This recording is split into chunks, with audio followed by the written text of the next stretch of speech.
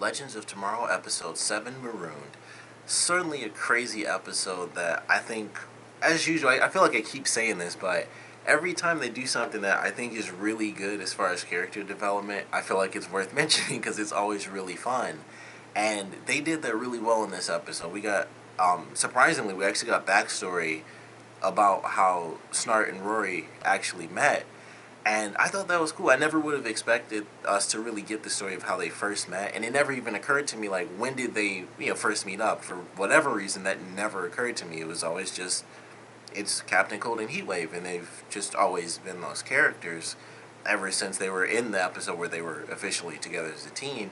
I was like, it's just the two of them, and that's how I always saw it, even though Captain Cold was in Flash without Heatwave, at first, but it was always just like, it's the two of them, and that's how it is. And it may or may not be helped by the fact that the actors were in the show Prison Break as brothers, so that might be another reason why I've only seen it where it's like, it's both of them. It's not like one and the other, it's just the two of them, and so that could play in there for, a little bit. But I love what they did with Rory's character in this, or Mick's character. I've never called him Mick. It's really weird. I've never called him by his first name. I always call him either Rory or Heatwave. But they did a really good job with his character in this one. He basically, he kind of went all out as who he truly is as a character, and I enjoyed that. He's with a team that he doesn't really feel like he fits in with 100%. The one person he felt that he could actually bond with, or that he was bonding with, he kind of betrayed him, and he didn't let him go to or stay in Star City 2046, and the way he felt in this episode, I thought was just really well done. It sucked that it ended the way that it did, and I ended up going back on Hulu because I actually had to watch it on Hulu because my recording was like 10 minutes off, so I didn't want to miss the first chunk. And a lot of people think Snart may have just like frozen his legs or something, and that's probably the case because I don't know if they're gonna officially kill him off, which I think would really suck. Because as much as it sucked losing Hawkman, he was brand new in the series, so it was like he was only in literally 2 episodes during the Arrow Flash crossover, and that was it. And then the first 2 episodes did this, but with Heatwave, he was in. I think he was in like maybe 3 or 4 episodes or something like that, and I kind of gotten attached to him, and once again, that probably had a lot to do with the Prison Break thing, even before he was in a bunch of episodes. But I still had a much bigger connection, so I'm hoping that they don't kill him off. Also, because I don't want them to kill off members, even though they seem to make it work with all the members they have. It would allow them to focus more on individual characters, but I feel like they do a great job at that already, so they kind of don't need to kill each other off or kill the characters off to focus more on the others. They just focus on them when they need to, and it's like, it totally works. They just pick certain characters to focus on in this episode, and they do, kind of stick in the formula. They picked their couple. I feel like they really only chose two, but they definitely had a lot of Ray Kendra moments in this as well, of course, with them kissing by the end. But it was definitely Mick and Rip for this episode, which I thought was very well done. And we have one guy who, it's basically, in an odd sense, both their stories revolve around losing family when you think about it. And for Mick, it's like he kind of lost the only family he had, and kind of like a younger brother, and he felt betrayed by him, and so he betrayed the team because it's like, all I want is to be a thief, and the one person that I truly bond with, like, he works with the team, but the only person he really cared about betrayed him. So it's like, well, screw this. It's like, I have no attachment. It was only Snart that was keeping him there. So it's like, I'll turn over this whole team and I'll go back home. I don't care what really happens to them. And then we have Rip, where we get really great backstory for him. Like, it starts off just depressing, where he's watching the video of his son and his wife. I was like, that's super depressing. And then we get the backstory of how he and his wife were together as Time Lords, or how they were basically Time Lords in training, and she gave up being a Time Lord because she felt that he was better suited, and because, of course, she was in love with him. And so they end up staying together, and he goes on to become a Time Master. And I thought it was actually really cool. I like the way that they did that, and how he was just struggling and going through, and we get one of the Time Masters, and I thought it was cool, just that aspect of it where we meet our first Time Master outside of, like, I guess Kronos is technically a bounty hunter, so he's not one, but there was the guy that was with Kronos the one time. But this is our first Time Master outside of him, and she actually had kind of a big purpose. It wasn't just like two little scenes where it was like initial proposition and then you've been tricked. It was like she was throughout the entire episode as a character, and then her ideals as a time master was like she didn't comprehend basically them being in love and stuff because they weren't allowed. And it's like it's interesting.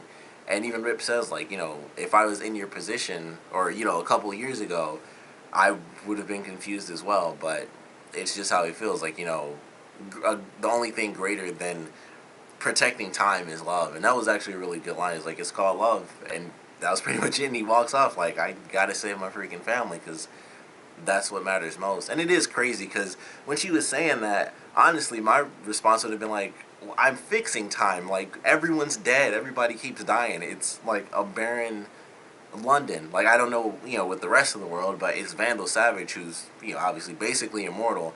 I'm pretty sure it's not just London. It's the entire planet that he's trying to take over because that's all he's ever trying to do. And it's just like, how is it not, like, their job to just fix it? I know it's their job to, like, keep it going as it naturally does, but I don't know. And also, they didn't give a lot of explanation because they were in a like normal building, and that was the first time they ever showed them anywhere that was like outside. And when they were in the building, it was like, I believe, the final flashback when they were kissing, and they're in like this normal building, and it's all glass, so you can see outside, and it's like a forest. And I was like, that's interesting because every other time it's like this giant. It's basically like they're standing inside of a giant column with the other time masters around them, or they're on the ship, and that's really it. So it was interesting to see that they weren't in just like some weird construct built in space and time, like in between space and time, and they're actually like on Earth, probably just in some like hidden area. But it was interesting. I was like, I wonder where that is because wherever they are can't be in the same time because Rip mentions like, oh, my family's dead, but they aren't in London, and like I said, if it's Vandal Savage, if he's taken over all of London, he's probably taken over, basically he's got people all over the planet, so it just made me really curious. Obviously, that was before the whole Vandal Savage thing, so that could easily be different, but, once again, all we saw in, like, the initial episode was, like, that big column thing where it's, like, he's just in front of a jury, almost, and they're just in, like, this weird, mysterious, like, dark space that we have no idea where it is. So it's kind of cool to get like a bit of a hint where we see that part where they're actually inside of a building. It's like they aren't just somewhere floating in space when they're inside whatever this building is. But I really enjoyed that. I think the pirates actually made for some pretty good enemies because they resulted in a lot of cool moments, which kind of led to like us getting the backstory for how Snart and Mick met for the first time. It got Sarah and Snart together. It led to, of course, Mick, turning on the team, which was really good because he had like an interesting conversation with Sarah. He's like, I like you, but you gotta basically get out of my way, and I like you, so I'll kill you really fast or something like that. So they, as villains, they kind of got defeated. Honestly, they got defeated pretty quick. They got him in the trap, and then after that, it was like they were locked up for a bit. But once the fighting started, it was like, all right, beat these people up, Mick sent them over to the ship. All of those guys got completely destroyed. Everyone on the other ship that they were saving, they all got sucked out of a vent, which was pretty cool because it reminded me of Arrow a little bit because the flashback ultimately related to something in the present timeline. I was like, oh, that's kind of like an Arrow type of thing because they basically stopped that lately. So I was like, oh, that's cool. It's kind of like an Arrow moment. But all the pirates kind of just got destroyed, really. And they had a great action scene as well. After Mick did take all the other pirates to the Wave Rider, I thought that was a really great action scene because they had a lot of good choreography. Rip fighting against the main pirate, I thought was really awesome, and he was, he does like there were like two attacks. It was like the very first attack, he like jumped over a table or like over the like ship like main console or whatever, and just like kicked the guy with like a flying kick or something. I was like, that was really cool. I didn't expect that from Rip Hunter. And then he did like that final like epic punch where they like jump off of something really high and knock the person out. I was like, that's pretty cool. I don't see that too often, so it tends to be pretty cool when it happens. But that was actually a really good fight, and them switching back and forth with everyone fighting off different people. I really like seeing Ray fight because he actually looks super pissed, like when Mick, and I think it's because he and Mick actually had an interesting bond, and I think he felt betrayed by Mick when that happened at the end because it's like they come, obviously from different worlds, but they always had like this weird little bond. Like even when they left Star City in the last episode, when he's like, these seem kind of like your people. I know it sucks to leave, and he was kind of being friendly to him because they have this weird bond. So it was interesting watching him fight because he looked like he was legitimately really upset and angry, and I was like, that's kind of cool to see an actual angry Ray Palmer. So that was pretty sweet.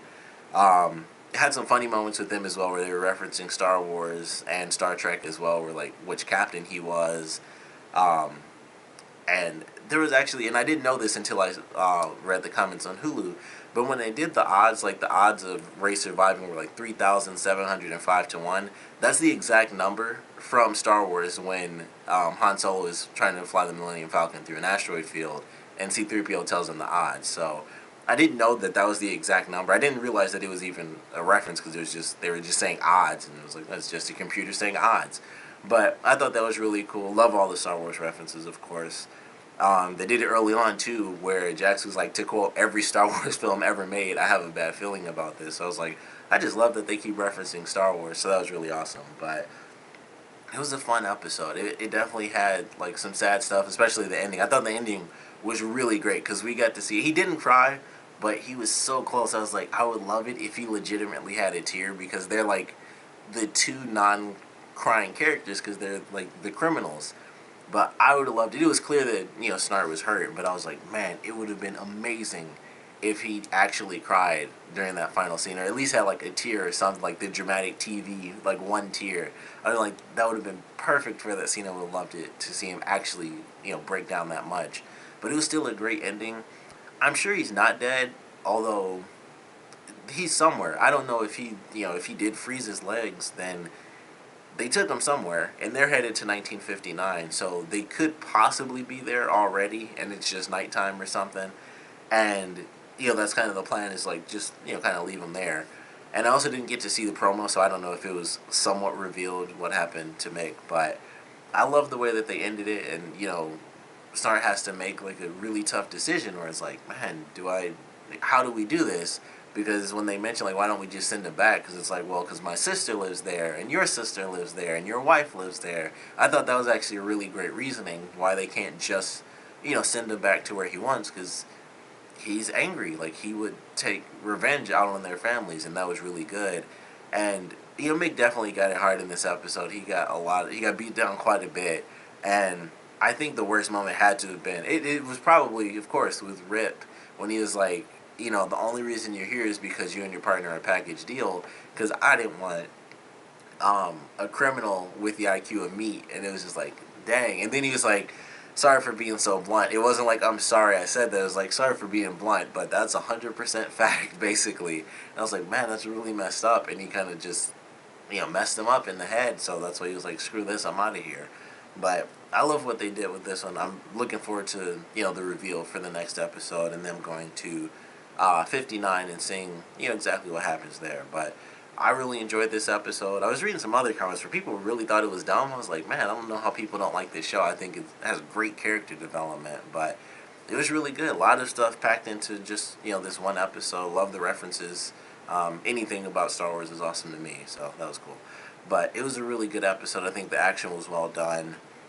Rey and Kendra being a couple, I think that's an interesting concept. And something I mentioned before, like, of course, when Carter died, it was like he could easily come into the show if they just go to a different time period and just be like, hey, and just like take him right out of that time period.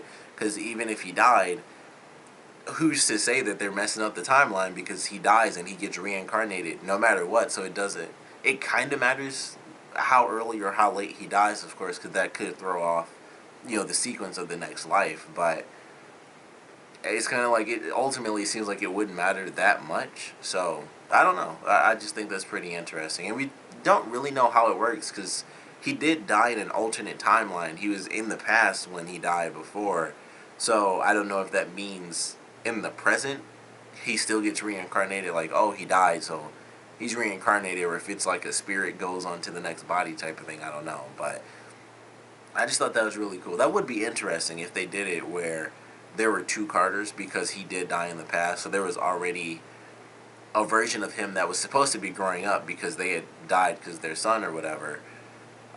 But that would be interesting. I don't know. Like, they're also, I mean, they didn't run into their counterparts during that time, but their son was technically old enough for them to be that age.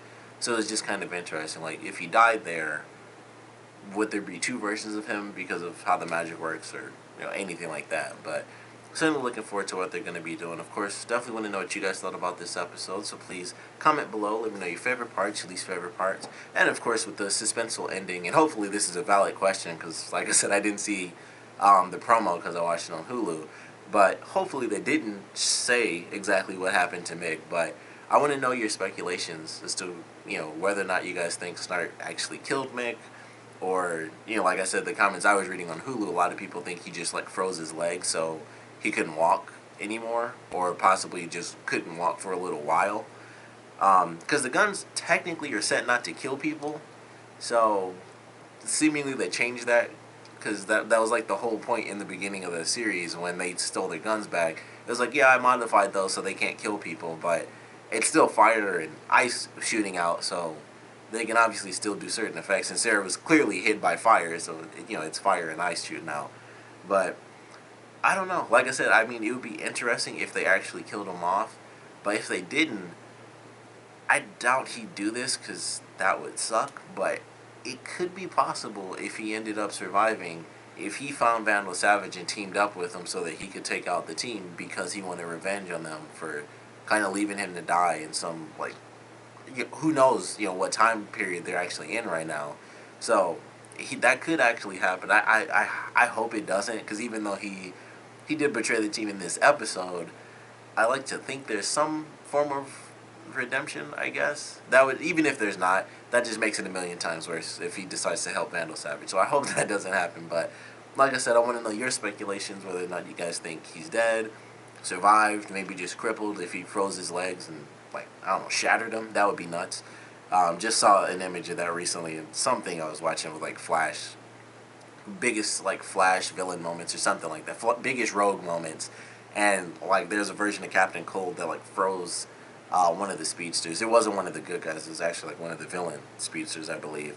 But he froze his leg and just kicked his leg and just shattered one of his legs. So, I don't know. That just popped into my head. But I want to know what you guys think. So, please comment below. Let me know. And thanks for watching.